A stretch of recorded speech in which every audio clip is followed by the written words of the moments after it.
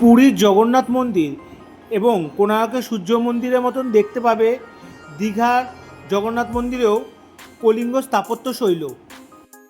Nut মন্দিরের সামনেই দেখতে পাবে এরম গরুর স্তম্ভ, যা বিষ্ণুর বাহন। এই নাট মন্দিরে 16টি পিলার দ্বারা বিস্তৃত। এই জগমোহন থেকে দেখা যাচ্ছে প্রভু জগন্নাথ দেবকে। এই জগমোহন 4টি স্তম্ভের দ্বারা বিস্তৃত। প্রত্যেকটি স্তম্ভেতে সূক্ষ্ম সূক্ষ্ম কাজ করা আছে। এই যে এখানে দেখা যাচ্ছে প্রভু জগন্নাথ দেবকে। সন্ধে হতেই আরতি শুরু হয়ে গেল।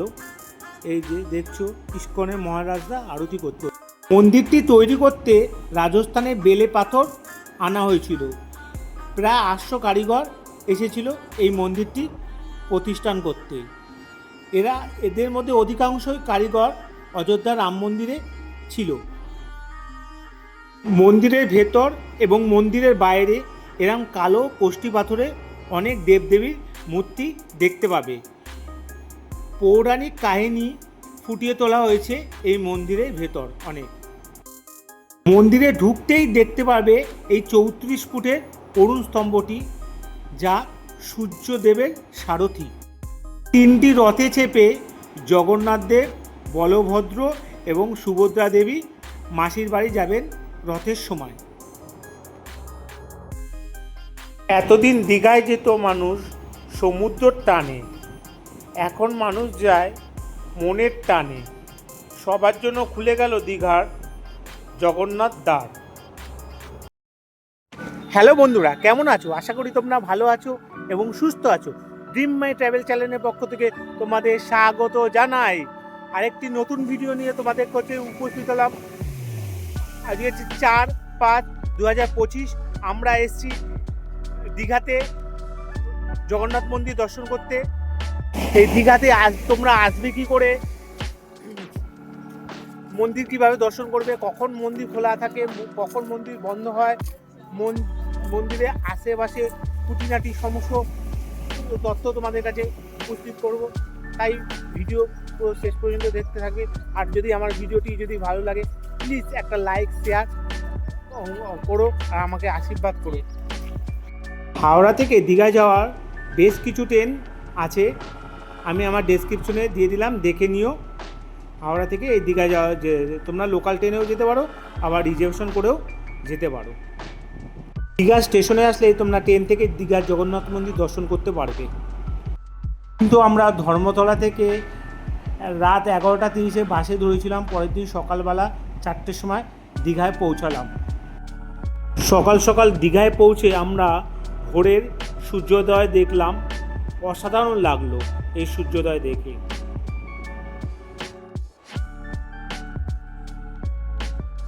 Welcome to Digha.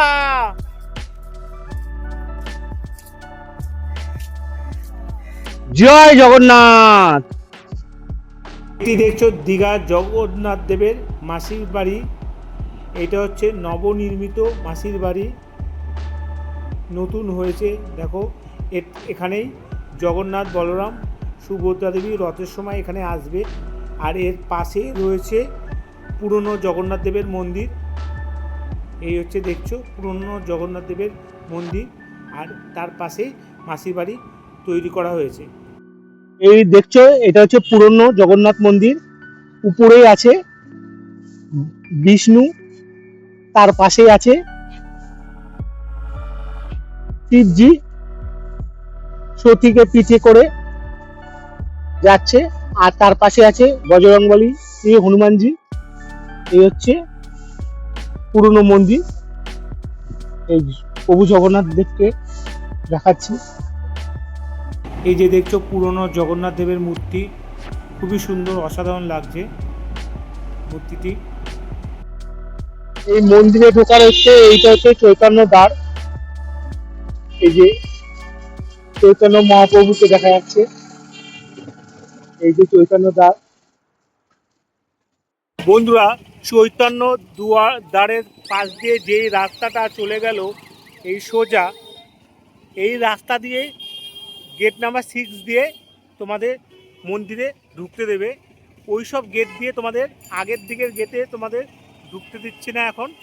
এখন এই যে চৈতন্য দ্বারের পাশ দিয়ে এই রাস্তাটা চলে গেল, এই রাস্তাটা দিয়ে একটু এগিয়েই ডালা আর্কিটের দোকান, তার অপোজিটেই তোমার মন্দিরের গেট। দীঘা স্টেশনে একদম কাছেই এই মন্দির। মন্দিরে মোট 7টি দরজা রয়েছে, কিন্তু 6 নম্বর গেট থেকে এখন মন্দিরে প্রবেশ সকলের জন্য। এটি দেখছেন, এটি হচ্ছে ডালা আর্কিট। এখানে ডালা কিনতে পারবেন পুজো দেওয়ার জন্য মন্দিরে।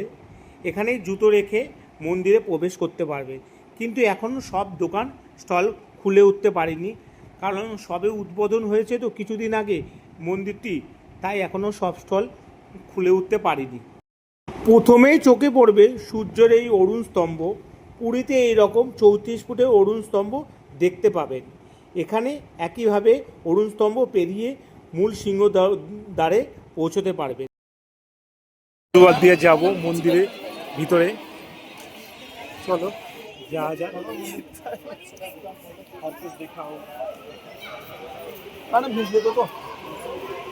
এই হচ্ছে মন্দিরে সিংহদুয়ার,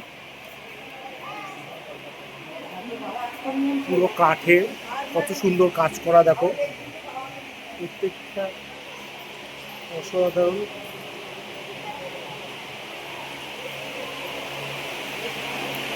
হচ্ছে মন্দিরে সিংহদুয়ারে উপরে কত সুন্দর লাইটিং এর কাজ দেখো। এখানে আছে বজরংবলী, এখানে একটা বজরংবলী মূর্তি আছে, আর এখানে প্রভু জগন্নাথ দেব বিরাজ করছে,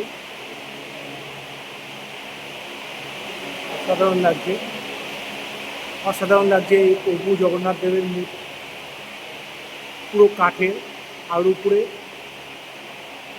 বিষ্ণু 10 অবতারকে ফুটিয়ে তুলেছে।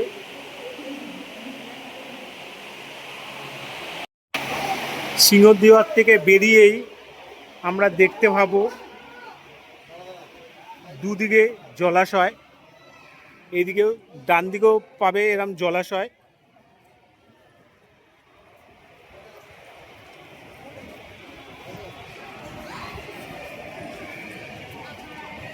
দেখো তোমাদের দেখাচ্ছি, ডান দিকেও এরকম জলাশয় দেখতে পাবে।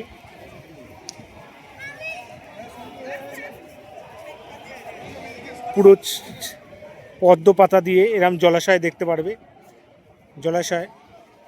আবার ঠিক বাঁ দিকেও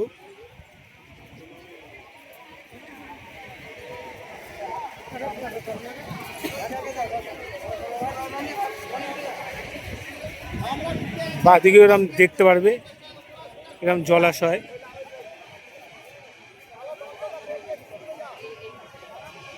এই পদ্ম ফুটেছে, তোমাদের জুম করে দেখাচ্ছি, এই একটা পদ্ম ফুটেছে, অসাধারণ লাগছে এই জলাশয়।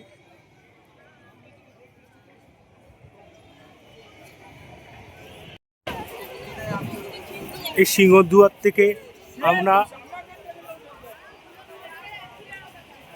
ঢুকে দেখো মন্দিরের কাজগুলি দেখো কত সুন্দর, সূক্ষ্ম সব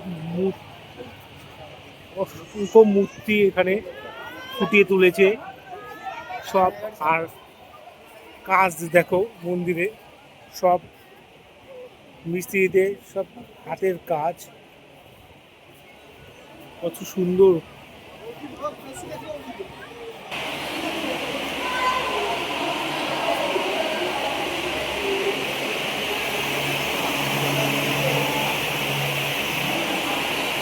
এখানে বিষ্ণু, এখানে বিষ্ণু অনন্ত সজ্জার দৃশ্যটি ফুটিয়ে তুলেছে। দেখতে পাচ্ছ ত্রিনাথ, ব্রহ্মা বিষ্ণু মহেশ্বর, 3টি দেব, ত্রিনাথ দেবতাকে পাশেই এই যে পুরো কোষ্ঠী পাথরের এই মূর্তিটি দেখো, ভিতটা দেখো।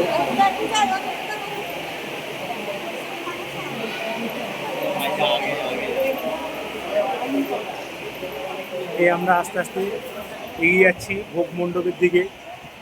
এই ভোগ মণ্ডপ দেখো কত সুন্দর লাগছে, এই দিক থেকে অসাধারণ লাগছে ভোগ মণ্ডপটি। নাট মন্দির ও জগমোহনের মাঝেই রয়েছে গরুস্তম্ভ। নাট মন্দিরে দেখতে পাবেন 16টি স্তম্ভ, তেমনি 4টি স্তম্ভের উপর দাঁড়িয়ে রয়েছে এই জগমোহন। কাজ দেখো কত সুন্দর সূক্ষ্ম কাজ দরজায়, আর ঢুকেই এরকম দেখবো এই হচ্ছে গরুস্তম্ভ, হচ্ছে ভগবান বিষ্ণুর গরুস্তম্ভ, বাহন গরুস্তম্ভ। আর এখানে 16টা পিলার দেখতে পাচ্ছি।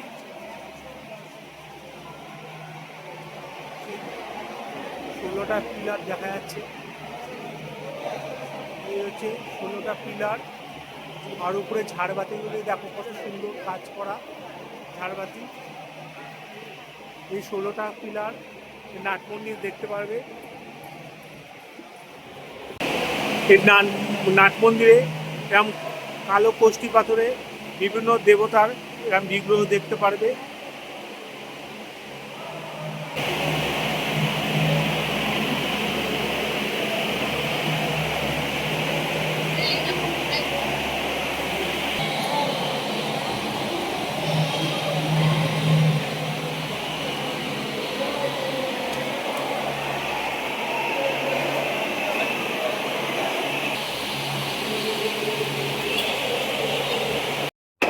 নাট মন্দিরে যেমন 16টি স্তম্ভ দেখতে পারবে, এই জগমোহনে এই 4টি স্তম্ভ এরকম দেখা যাবে। এই দেখছো পুরোটাই পুরো সেন্ট্রাল এসি। ভিড়টা দেখো, এখানে দেখো ভিড় দেখো, আর উপরে লাইটের কাজটা দেখো কত সুন্দর লাগছে।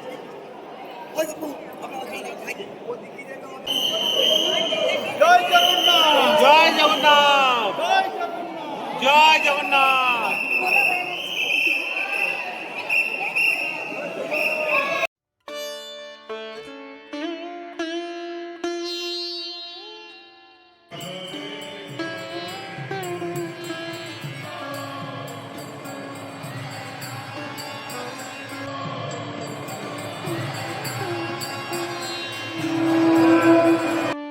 দীঘার জগন্নাথ মন্দিরের গর্ভ গিয়ে দেখতে পারবেন 2টি মূর্তি। একটি মূর্তি হিটকোট তৈরি, সেটি মার্বেল পাথরের দ্বারা নির্মিত এবং সে মূর্তিটি পিছনে রয়েছে, এবং সামনে যেই মূর্তিটি আছে সেটি নিম কাঠের তৈরি। এটি হলো মূল মন্দির। মূল মন্দিরের উচ্চতা প্রায় 65 মিটার বা 213 ফুট। 20 একর জায়গার উপর তৈরি এই মন্দির। এই মন্দিরের নির্মাণে খরচ পড়েছে প্রায় 250 কোটি টাকা। পুরীর মতন এখানেও প্রতিদিন ধ্বজা পরিবর্তন করা হবে। মূল মন্দিরের বাইরে এরকম ছোট ছোট মন্দির দেখতে পাবেন।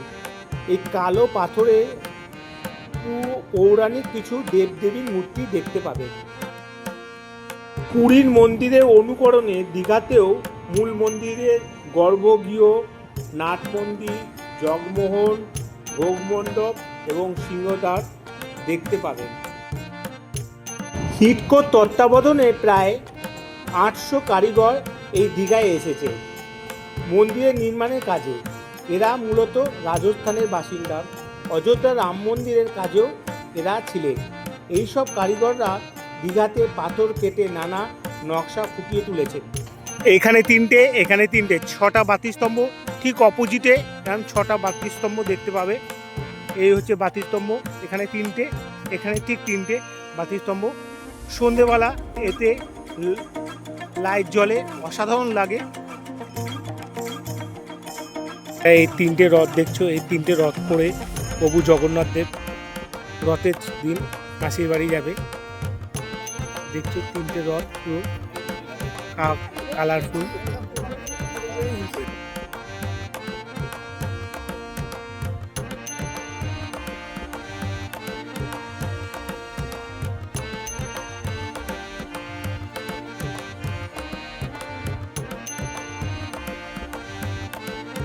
মন্দিরের বাঁদিকে দেখবে এরম দুটো হস্তি দুয়ার, আর ডান দিকে দেখবে এরম দুটো অশ্ব দুয়ার। খুব সুন্দর লাগছে মন্দিরটিকে। দীঘার এই জগন্নাথ মন্দিরটি কলিঙ্গ স্থাপত্য শিল্পের দ্বারা নির্মিত।